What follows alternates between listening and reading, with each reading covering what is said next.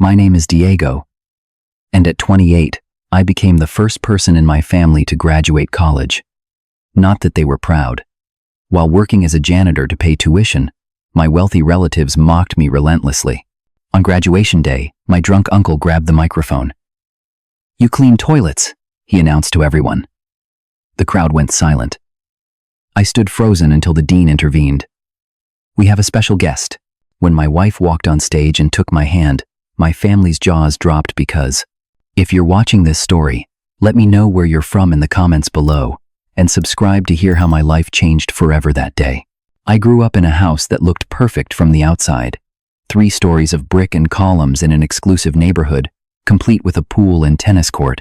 But inside those walls, warmth was as rare as genuine praise.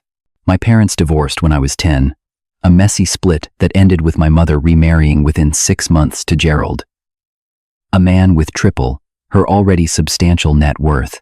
Gerald came with baggage, specifically his older brother Richard, who everyone called Uncle Richard despite his complete lack of avuncular qualities. Together, they formed the power center of our extended family, controlling everything from holiday gatherings to career paths. They ran a commercial real estate empire that had been in their family for generations, and the only acceptable future for any male in the family was joining the company. "Family legacy is everything," Uncle Richard would announce at every gathering, wineglass in hand. Without legacy, what are we but temporary visitors to this world? From my earliest school days, I showed an aptitude for mathematics and engineering. While other kids built simple structures with blocks, I designed complex systems with moving parts. My 6th grade science fair project won regional recognition for a water filtration system I created after reading about contamination issues. "Cute hobby," my stepfather said when he saw the certificate. But real men build buildings, not toys. My mother, once encouraging of my interests, gradually became an echo of her new husband. "Diego, perhaps you should focus more on business classes," she suggested during my sophomore year of high school. "Engineering is for people who work for people like us." Despite their pressure, I maintained a 4 gigapascals throughout high school, joined robotics club, and earned a perfect score on the math portion of my SATs. When college application season arrived, I applied to 15 schools, including MIT and Stanford for their engineering programs. "We'll pay for Princeton or Yale," Uncle Richard announced at Thanksgiving my senior year. "Business programs only. This engineering nonsense stops now." When acceptance letters arrived, I got into 12 schools, including waitlist positions at 2 Ivy League universities. But the full scholarship I hoped for at MIT didn't materialize. Instead, my best financial offer came from State University, known for its solid but not prestigious engineering program. The family meeting that followed still burns in my memory. "State University?" Uncle Richard laughed, actually spitting out his drink. "We don't do state schools in this family. It has an excellent engineering program," I argued. "Engineering at a state school?" My stepfather shook his head. "This is what happens when you don't listen to people who know better." My mother sat silently, picking at her perfectly manicured nails. "Here's what's going to happen," Uncle Richard continued. "You will reject all these schools. Take a gap year working at the company. Apply to proper schools next fall." I took a deep breath. "I want to be an engineer. And I'm going to State University." The silence lasted 10 seconds before Uncle Richard spoke again. "Then, you do it without our money. Not 1 penny. Maybe working minimum wage will knock some sense into you." They expected me to cave, to beg forgiveness, to accept their path. Instead, I packed 2 suitcases that night and moved out the next day. My high school chemistry teacher let me crash in his spare room until I found a tiny studio apartment near campus, barely bigger than a walk-in closet at my mother's house. That first semester nearly broke me. I took out the maximum student loans, but still needed to work. I started with fast food morning shifts, retail evenings, and weekend warehouse work. Sleeping 4 hours a night, I watched my carefully maintained GPA slip to a 2.7. Then I saw the janitorial position posting for university buildings. It paid nearly double my other jobs combined, with fewer but longer shifts that I could schedule around classes. The catch? Cleaning bathrooms. emptying trash, and scrubbing floors from 10 p.m. to 6 a.m., 4 nights a week. I took it without hesitation. Within a month, my grades stabilized. By semester's end, I had climbed back to a 3.4 gigapascals. The first time I went home for Christmas, I made the mistake of honestly answering questions about how I supported myself. "A janitor?" Cousin Travis repeated, nearly choking on his expensive bourbon. "Like, with those gray jumpsuits and mops?" "Blue uniforms, actually," I corrected. "Do you wear one of those name tags?" "Hello, I'm Diego. I'll be your toilet scrubber today," he mimed, generating laughs around the table. Aunt Melissa patted my hand. "Well, at least you're developing some humility. That was always your problem, thinking you were special." My mother excused herself to the kitchen, unable to bear the conversation.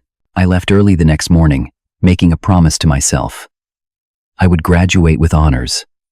I would become an engineer, and I would never again feel ashamed of honest work. Over the next months, I developed a routine.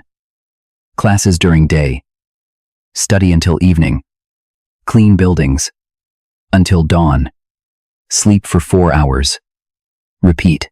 The exhaustion became my constant companion, but so did a growing sense of determination. Each toilet I cleaned, each floor I mopped, became a step toward proving them wrong. By the beginning of my second year, the constant work and study had taken its toll.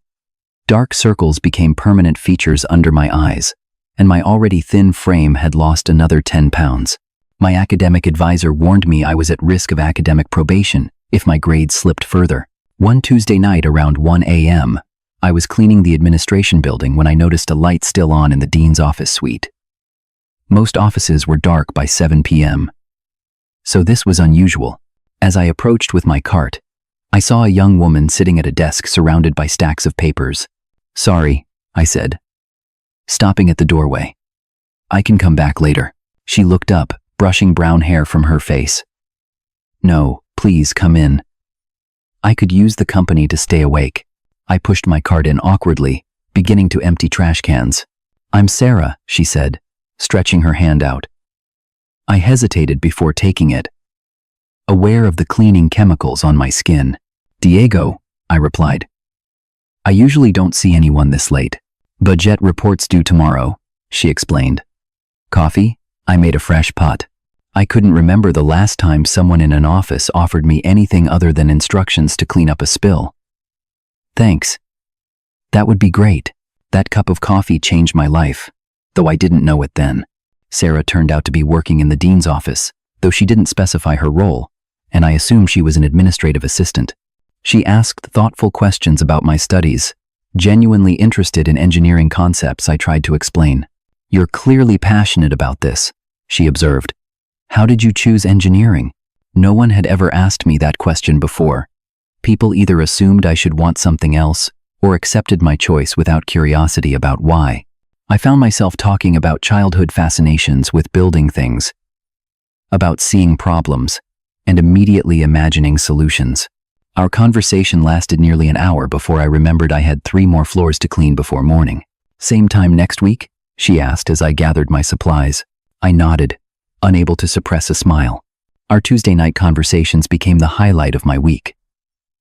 I learned that Sarah had grown up in a small town 3 hours away, the daughter of a plumber and a nurse. She had worked through college too, though with family support that made it less desperate than my situation. "Dad always said education is the one thing no one can ever take from you," she told me one night. He worked double shifts to help with my tuition. As weeks passed, I gradually shared more about my own family situation. Unlike others who responded with pity or awkward silence, Sarah reacted with righteous indignation. "They think working as a janitor is beneath you? That's ridiculous," she fumed. "My grandfather cleaned office buildings for 30 years and put 3 kids through college doing it." Her validation was like water in a desert I hadn't realized I was crossing. Someone saw value in my choices, my determination. By midterms, Sarah was helping me study, bringing textbooks to our Tuesday sessions. She had a talent for explaining concepts in ways that stuck, and my grades began to improve dramatically. A C+ in thermodynamics transformed into an A after she helped me develop a more effective study approach. Our relationship remained professional for months, though I increasingly found myself thinking about her outside our weekly meetings. I noticed the way she tucked her hair behind her ear when concentrating, how her eyes crinkled slightly at the corners when she laughed, the passion in her voice when discussing education policy.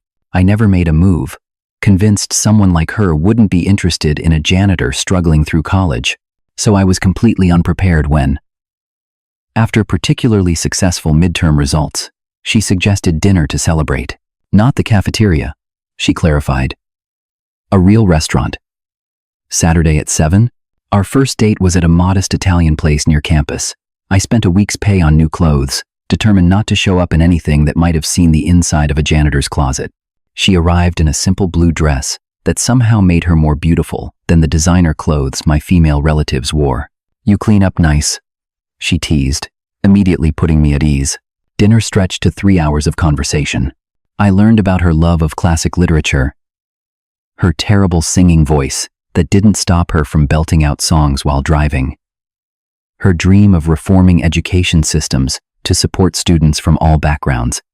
"I want you to meet my parents," she said as I walked her home. "They're visiting next weekend."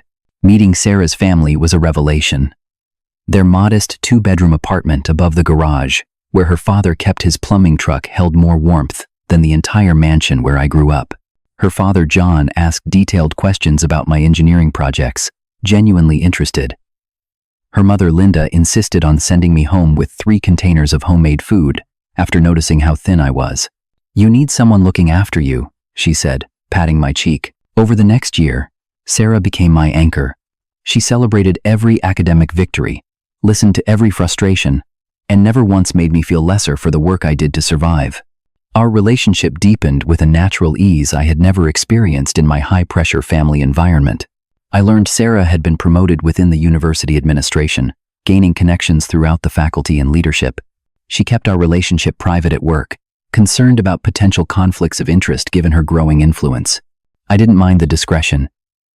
And frankly, it never occurred to me to tell my family about her. They had forfeited the right to know about the good in my life. Through Sarah, I began to imagine a future defined by more than rebellion against my family's expectations. We talked about creative ventures, innovation possibilities, ways to combine her administrative talents with my technical skills. "We could build something together," she said one night as we looked at stars from a blanket on the campus lawn. Something that matters. For the first time since leaving home, I felt truly hopeful about what lay ahead. By my 3rd year of college, the impossible schedule had become simply my life. What changed was my standing within the engineering department. My GPA had climbed to 3.8, placing me among the top students. Professors who once barely noticed me now knew my name, asked my opinion, encouraged my ideas. Professor Lawson, who taught advanced materials science, became particularly important. After I stayed after class to discuss a paper on emerging composites, he invited me to his office. "You have an unusual perspective, Diego," he said, leaning back in his chair. "Most students think about what island. You seem to naturally ask what could be."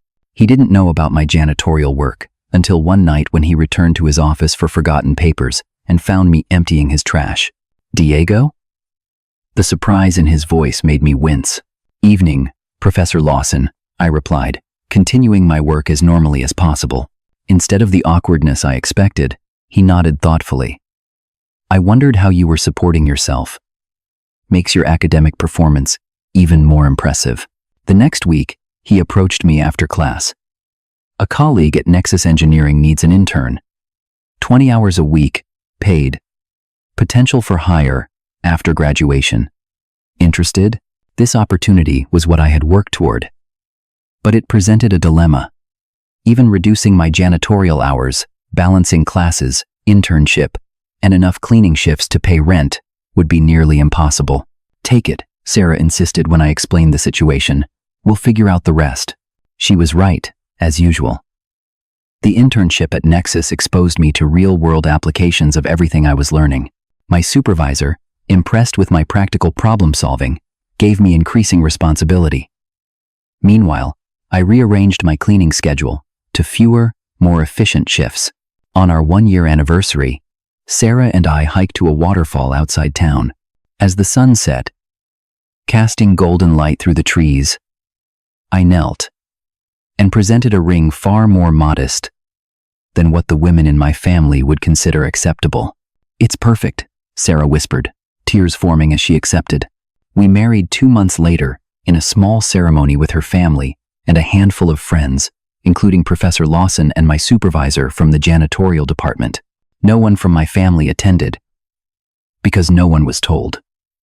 We had decided to wait until graduation to break that news. Our first year of marriage brought unexpected developments. Sarah was offered a position at TechCore, a major tech company with headquarters downtown. Her university connections and demonstrated talent for organization and leadership made her an ideal candidate for their executive development program. Her starting salary was nearly triple what we had expected after graduation. Suddenly, I didn't need to work as a janitor anymore. We could afford a decent apartment, reliable transportation, even save for the future. "You should quit," Sarah suggested after a particularly exhausting week. "Focus on your studies and internship." I considered it, calculating the hours I could reclaim, the sleep I could finally get. But something held me back. "I need to finish what I started," I explained. "It's only 1 more year." She understood without further explanation, one of the countless reasons I loved her. Sarah's career accelerated rapidly. Within 6 months, she was managing projects with budgets in the millions. Her insights into educational systems proved valuable for TechCore's growing presence in that sector. Executives sought her input, valued her perspective. As my final year of college approached, Nexus Engineering made clear they wanted me to join full-time after graduation. They knew nothing about my work as a janitor.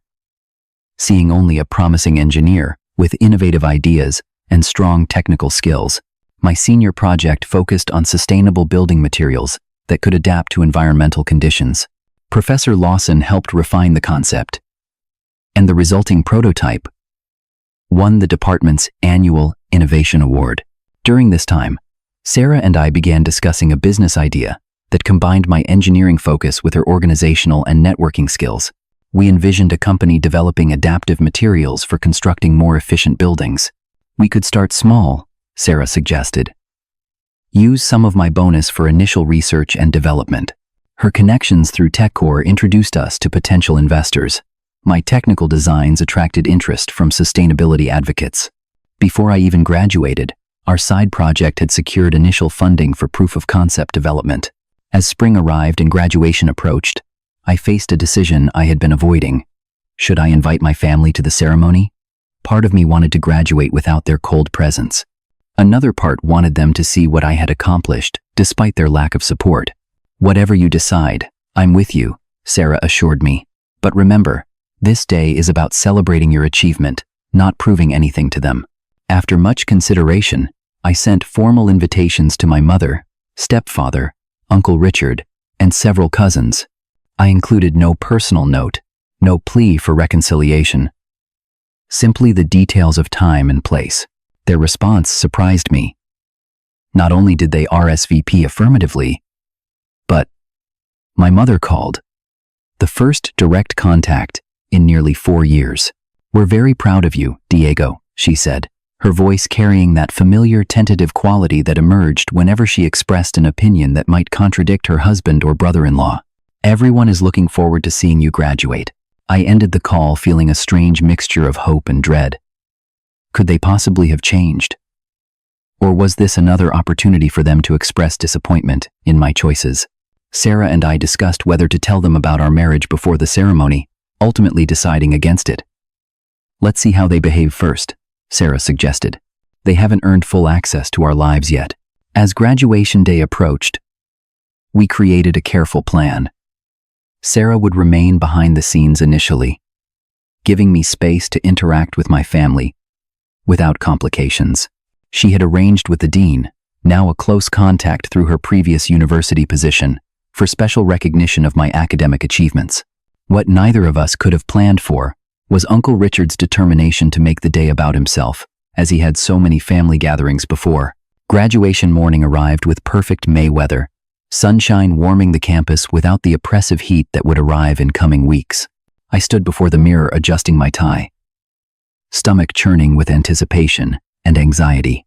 "You look very handsome," Sarah said, wrapping her arms around me from behind, "and extremely official with all those honor cords. Are you sure about staying separate until the dean's announcement?" I asked for the third time. "You don't need to hide. This is strategic, not hiding," she corrected, kissing my cheek. "I want to see their faces when they realize what they missed by dismissing you. Call me petty. But I've earned this moment too." We arrived at the ceremony venue 2 hours early, Sarah slipping away to join the university administration while I found my place among graduating engineers. Through the growing crowd, I spotted them. Immediately, my family had claimed a full row near the front, dressed as though attending a society function rather than a state university graduation. My mother saw me first, waving with a tentative smile. I approached, accepting her brief, perfume-clouded hug. "You look thin," she observed. The closest thing to maternal concern I had heard in years. Uncle Richard extended his hand, grip unnecessarily firm. "Well, you made it through state school. Not what we wanted, but persistence counts for something." My stepfather nodded approvingly. "Here you've got a job lined up. Starting salary competitive? No congratulations, no pride. Just assessment of my market value." Cousin Travis and his sister Amanda exchanged glances that communicated their continued belief in my inferior status. Aunt Melissa commented on my bargain store graduation robe, though all robes came from the same university supplier. After brief, strained conversation, I excused myself for the pre-ceremony lineup. Walking away, I heard Uncle Richard asking about reserved seating for actual donors to the university. In the preparation area, I found unexpected solace among fellow graduates. People who had seen me cleaning their buildings at night offered genuine congratulations. Professors stopped by to express pride in the engineering cohort. "Diego," Professor Lawson called, approaching with a wide smile. "The department faculty wanted me to give you this personally." He handed me an envelope containing a letter announcing my selection for the Outstanding Engineering Graduate Award. "This is voted on by every professor in the department," he explained. "Unanimous decision this year." For a moment, I forgot about my family's presence, allowing pure accomplishment to wash over me. I had done this. Me, the janitor, the state school student, the family disappointment. The ceremony began with traditional pomp. We processed into music, taking our seats as the university president approached the podium. His speech focused on perseverance and unexpected paths to success. "Some of you took direct routes to this day," he said, scanning the sea of caps and gowns. "Others navigated obstacles that would have defeated less determined souls. Both journeys deserve celebration. But I admit particular admiration for those who refuse to let circumstances dictate their potential." As planned, engineering graduates would receive degrees first. The dean announced, "Before we begin regular conferral of degrees, we would like to recognize this year's outstanding engineering graduate, Diego Vasquez." Hearing my name echo through the sound system, I rose and approached the stage. Applause surrounded me as I shook the president's hand and accepted my diploma. The dean began reading a brief summary of my academic achievements, research contributions, and department award. That's when it happened. From side stage, moving with the entitlement of someone who believes rules exist for others, Uncle Richard appeared. His face showed the slight flush and exaggerated movements of someone who had been drinking steadily since morning. Before security could intercept him, he grabbed the microphone from the nearby announcer. "Let me tell you something about my nephew," he announced, voice booming through speakers. Some in the audience laughed, assuming this was an approved, proud family moment. This kid turned down Princeton to clean toilets. His voice carried a mixture of mockery and disbelief. "You're looking at State University's most educated janitor." A few uncomfortable chuckles rippled through the crowd, quickly fading to awkward silence. "You're embarrassing this family," he continued, pointing directly at me. 4 years scrubbing bathrooms when you could have been building connections at a real university." I stood frozen, diploma clutched in sweating hands, as Uncle Richard continued his drunken speech. From my peripheral vision, I saw security personnel moving toward the stage. My family's reactions varied from my mother's mortified face covering to cousin Travis's open laughter. My stepfather nodded along as though Uncle Richard was making reasonable points. Aunt Melissa was already on her phone, likely sharing the drama with her social circle. Had to clean toilets to pay for school, Uncle Richard announced, swaying slightly. Couldn't just accept help from family like a normal person. The crowd had gone completely silent, thousands of people witnessing my humiliation. Professors looked appalled. Fellow students showed expressions ranging from shock to anger on my behalf. Before security reached him, the dean stepped smoothly to the podium, taking the microphone with practiced grace. "Thank you for that unexpected addition to our ceremony," she said firmly. "Security will assist you back to your seat now." As Uncle Richard was led away, still attempting to speak over protests, the dean continued as though recovering from a minor technical difficulty rather than a personal attack on a student. "Before Mr. Vasquez returns to his seat, I have an announcement," she said, voice clear and professional. "We have a special guest who insisted on being part of this recognition." Confusion replaced embarrassment as I tried to understand what was happening. The dean gestured toward side stage, where Sarah emerged. My wife walked confidently toward center stage, dressed in a tailored executive suit that radiated authority and success.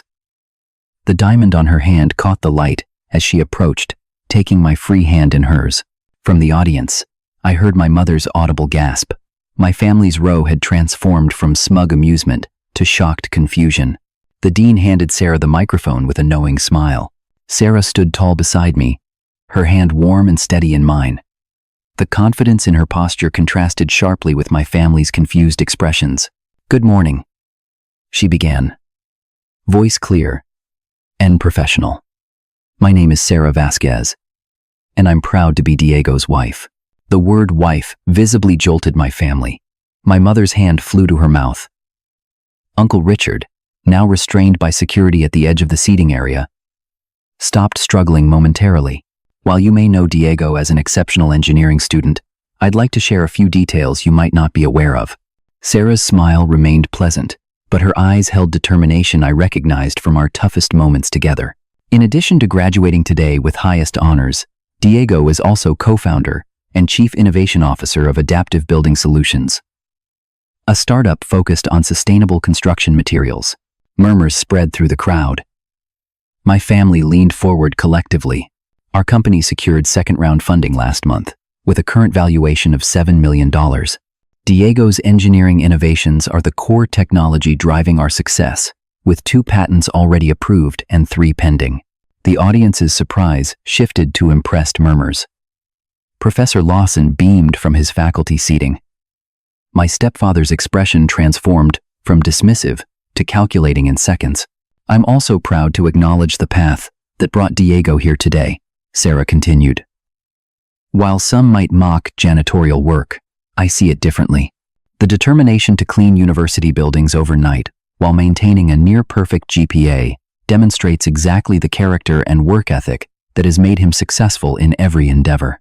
She turned slightly toward the section where janitorial staff sat together in their uniforms. "In fact, I'd like to thank the maintenance department, who supported Diego throughout his education. You're the unsung heroes of this university. And we see you." The maintenance workers, usually invisible at such functions, received a spontaneous round of applause.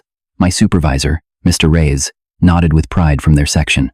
Sarah returned the microphone to the dean, who announced, "The university is also proud to recognize Mr. Vasquez with our Distinguished Student Award for exemplary contribution to campus life and academic excellence." After presenting me with a second honor, she added, "We'd like to invite Mr. Vasquez to share a few words." I hadn't prepared a speech, assuming I would simply walk across stage, take my diploma, and return to my seat like hundreds before me. But standing there, Sarah's hand still in mine, words began to form. Approaching the microphone, I took a deep breath. The vast audience blurred slightly as I focused on what mattered. "Thank you for this recognition," I began, voice steadier than I expected. 4 years ago, I made a choice that many considered foolish. I chose education on my own terms, over a predetermined path. Finding confidence, I continued. That choice led me to work as a janitor in these buildings. a job I continued even after it wasn't financially necessary. Because I believe all honest work has dignity. I scanned the audience, deliberately avoiding my family's section. During midnight shifts, cleaning classrooms, I learned as much about life as I did in daytime lectures. Mr. Reyes, my supervisor, once told me something I'll never forget. How a person treats those they think are beneath them reveals everything about their character. The crowd's attention felt supportive rather than judgmental now. Today, my wife and I are establishing a scholarship fund for working students, I announced. The Robert Reyes Working Student Scholarship will provide financial support to students who, like me, clean these buildings, serve in dining halls, or maintain grounds while pursuing their education. Mr. Reyes stood from his section, visibly moved, as applause erupted. Success isn't defined by family connections or prestigious addresses, I concluded. It's built through persistence, integrity, and the courage to define your own path. Thank you. Leaving the stage to thunderous applause, I caught sight of my family's reactions.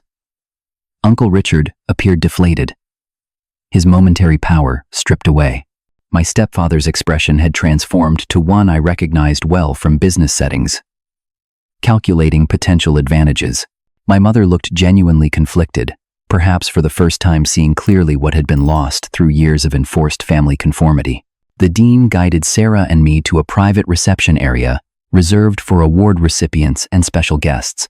Meanwhile, I glimpsed my family attempting to approach, only to be politely intercepted by security personnel who, at the dean's earlier request, directed them to the general reception area. In the private room, the university president personally congratulated us, introducing key donors and business contacts who had attended the ceremony. Sarah seamlessly engaged with these connections, her professional experience evident in every interaction. Mr. Reyes arrived in his work uniform, clearly having come directly from his shift. I immediately walked over and embraced him. "You didn't tell me about the scholarship," he said, voice rough with emotion. "We wanted it to be a surprise," I explained. "You changed my life, Mr. Reyes. You showed me what real leadership looks like." Sarah joined us, greeting Mr. Reyes warmly and introducing him to university board members as one of the most important educators on campus, though he doesn't have a classroom. Throughout the reception, business cards exchanged hands, potential partnerships were discussed, and our company gained several interested investors. What had begun as a day of dread had transformed into unexpected opportunity. Eventually, university security informed us that my family had been allowed into the private reception area after their repeated insistence. Taking a deep breath, I nodded to Sarah. "Let's finish this." My family entered the private reception like invaders assessing territory. Uncle Richard, somewhat sobered by events, approached first, with an expression I'd seen him use when damage control was needed with important clients. "Diego, that was quite a ceremony," he began, voice lowered to avoid being overheard. Perhaps I expressed myself poorly earlier. Before I could respond, my stepfather Gerald stepped forward, extending his hand to Sarah. "Gerald Winters, Diego's stepfather. Impressive presentation up there. We should discuss your company's next funding round. I have connections that could be valuable." Sarah shook his hand briefly. "Thank you, but as I mentioned, we completed our second round last month. We're actually oversubscribed for the next phase." My mother appeared beside them, eyes watery. "Diego, we've always believed in you," she claimed, reaching to touch my arm. "You just needed to find your own way." Behind them, Aunt Melissa was already typing on her phone, undoubtedly revising the family narrative in real time. Cousin Travis hovered nearby, suddenly interested in reconnecting with his successful relative. For years, I had imagined confronting them, rehearsing biting responses to their inevitable attempts to rewrite history. But standing there, surrounded by people who had actually supported my journey, their approval suddenly seemed irrelevant. "I appreciate you coming today," I said, keeping my voice neutral. It was important for me to complete this chapter properly. Uncle Richard sensed an opening. Family should celebrate together. We've reserved tables at the Gramercy for lunch. Your wife is welcome, of course. Business partner, my stepfather corrected automatically, revealing his transactional view of relationships. Wife and business partner, Sarah clarified firmly. Before I could respond, Professor Lawson joined our circle. Diego, the engineering faculty wanted me to introduce you to some colleagues. He nodded politely to my family, without waiting for introductions. Did you know Diego worked as a janitor throughout his studies? He asked them conversationally. The faculty noticed. Many of us would find him studying advanced calculus during his breaks. Quite a remarkable dedication. My stepfather shifted uncomfortably. Yes, well, sometimes young people need to learn independence. Indeed, Professor Lawson agreed.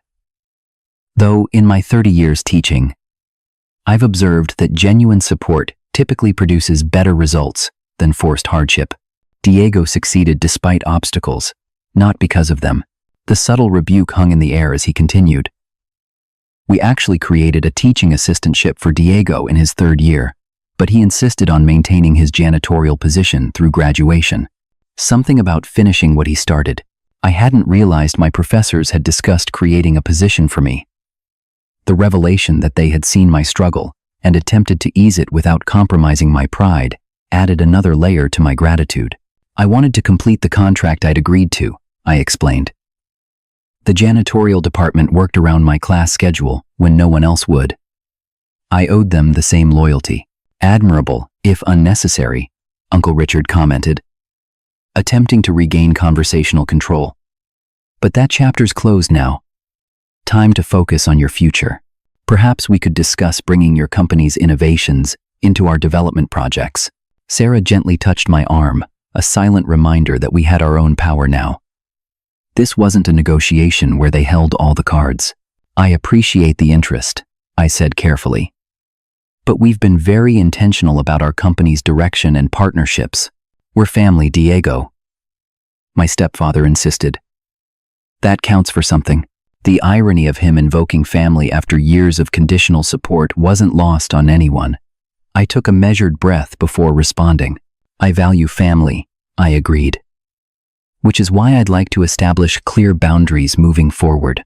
The word boundaries caused visible discomfort among them.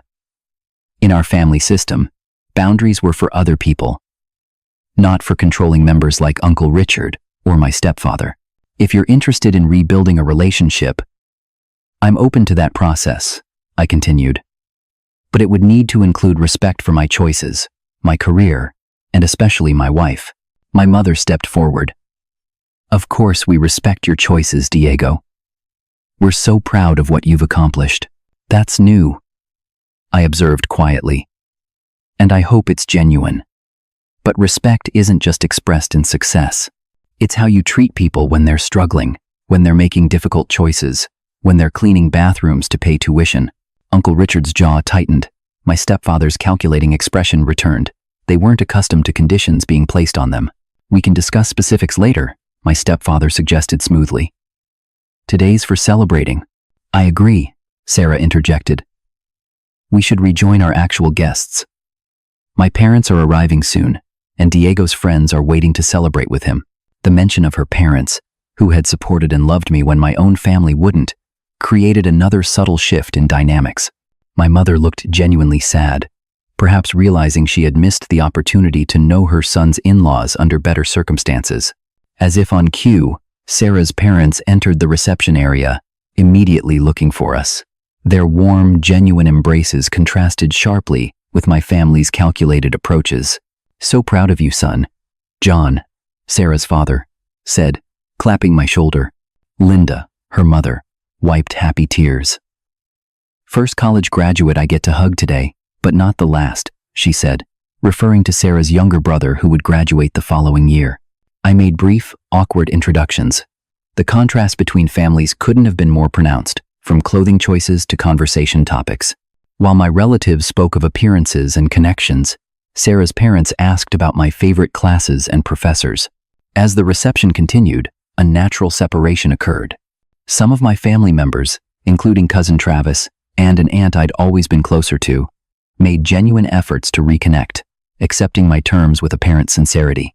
Others, particularly Uncle Richard and my stepfather, maintained a frustrated distance. Unaccustomed to having their access and influence limited. My mother existed in between, making tentative overtures then retreating to safer family territory, decades of conditioned behavior battling with genuine maternal feeling. By evening, as Sarah and I finally left campus, we discussed the day's events and what they meant for our future. Some of them might actually want a real relationship, Sarah observed as we drove home. Others just want access to what you've built. I know, I agreed. And for the first time, I feel equipped to tell the difference. I can set boundaries without anger now. That's the real graduation, she said, squeezing my hand. Not the ceremony, but knowing your own worth.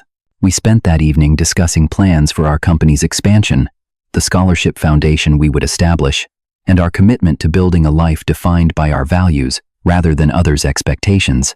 We're going to create something meaningful, Sarah said as we watched stars appear from our apartment balcony, something bigger than dollars or family legacy. Looking at her, I felt a completeness that had nothing to do with proving my worth to those who had doubted me. The real victory wasn't in their shock or sudden interest, but in the life we were creating together. 2 years after graduation day, I stood in the headquarters of Adaptive Building Solutions, watching our team of 20 engineers test a new phase-changing material designed to reduce building energy consumption by 40%. The glass-walled laboratory occupied the entire 3rd floor of our downtown office. Equipment that had once been an impossible dream now standard resources for our growing company. Our initial innovation had expanded into a suite of sustainable building technologies, with contracts from developers across 3 continents. The company valuation had reached $30 million, with Sarah's leadership as CEO driving strategic growth, while my engineering team focused on continuous innovation. My office window overlooked the university campus where everything had changed. Today was special, marking the graduation of our first cohort of Reyes Scholarship recipients. 4 students who had worked maintenance jobs while completing degrees would cross the stage debt-free, their futures unencumbered by the financial strain I had experienced. Ready for the ceremony? Sarah asked, entering my office in the formal dress she reserved for board meetings and special occasions. Almost, I replied, closing the technical specifications I'd been reviewing. Just making sure the lab can run final tests without me. The scholarship ceremony had taken on special significance in my life, a moment to witness the direct impact of our success on others' opportunities. Mr. Reyes, now employed as our facilities director after retiring from the university, would join us on stage to present the awards. Our relationship with my family had evolved unevenly since graduation day. Some connections had been severed completely, including Uncle Richard, who viewed my boundaries as unforgivable challenges to his authority. My stepfather maintained polite but distant contact, occasionally attempting to propose business collaborations that inevitably centered on his advantage. My mother had undertaken the most significant journey, gradually separating herself from the family's controlling dynamics to build a genuine relationship with us. Her initial awkward visits had evolved into regular Sunday dinners, where she showed increasing comfort with our modest lifestyle choices despite our growing wealth. Your mother called earlier, Sarah mentioned as we walked to the car. She's already at the university. Saved us seats. This simple statement represented enormous change. 2 years ago, my mother would never have attended a university function without the family entourage, never arranged practical details independently. Arriving at campus, we found her waiting outside the auditorium, waving when she spotted us. The designer clothes remained, but the anxious deference to absent authority figures had diminished. I brought something for you, she said, handing me a small package. Inside was my childhood drawing of a solar-powered house, carefully preserved despite my stepfather's dismissal of my impractical hobbies. I saved it, she explained simply. I always believed you would build extraordinary things. The ceremony itself held beautiful symmetry, conducted by the same dean who had intervened during my graduation. The 4 scholarship recipients represented diverse backgrounds and majors, united by their experience working campus maintenance while pursuing degrees. After presenting their awards, I addressed the small gathering of faculty, family members, and supporters. 2 years ago, I stood on this campus, believing my greatest achievement was proving wrong those who doubted me. I began. I've since learned that true success lies not in validation from others, but in creating opportunity where barriers once stood. I gestured toward the scholarship recipients. These students embody the principle that dignity exists in all work and that determination often flourishes where privilege is absent. They will change their fields not despite their maintenance experience, but partly because of it. Mr. Reyes stood beside me, the mentor who had shown me leadership through service rather than authority. We had established a maintenance hall of fame on campus, recognizing the essential workers who made education possible through their behind-the-scenes efforts. Afterward, we gathered with the scholarship recipients and their families for dinner. My mother engaged warmly with Sarah's parents, who had become regular fixtures in our lives. The easy conversation between them highlighted how functional family relationships could be when built on mutual respect rather than hierarchy and obligation. As coffee was served, Sarah stood to offer a toast, her hand resting gently on her slightly rounded abdomen. Our first child now 4 months along. To new beginnings, she said, raising her water glass. And to the extraordinary journey that brought us here. Later that evening, we walked across the now quiet campus, stopping at the building where I had first met Sarah during my late-night cleaning shift. The janitorial closet that had once been my domain now bore a small plaque recognizing the scholarship program's origin story. Did you ever imagine this future when you were mopping these floors? Sarah asked, leaning against my shoulder. Not specifically, I admitted. I just knew I was working toward something better. I never guessed better would include all this. The real triumph wasn't financial success or even proving my family wrong. It was discovering that true fulfillment came from defining success personally rather than accepting others' definitions. From building connections based on authentic value rather than obligation or advantage. From finding strength in unexpected places and people. As we walked back toward the parking lot, campus lights illuminating our path, I felt profound gratitude for the difficult journey that had led to this moment. Every floor I had mopped, every bathroom I had cleaned, every dismissive comment I had endured had contributed to building the person I had become. I wouldn't change it, I said quietly. Not even the hardest parts. Sarah squeezed my hand, understanding without further explanation. Tomorrow would bring new challenges, new innovations, new opportunities to extend the bridge we were building for others. Our child would grow in a home where work of all kinds was honored, where determination was valued above privilege, where worth wasn't measured by titles or addresses. That was the true legacy I wanted to build.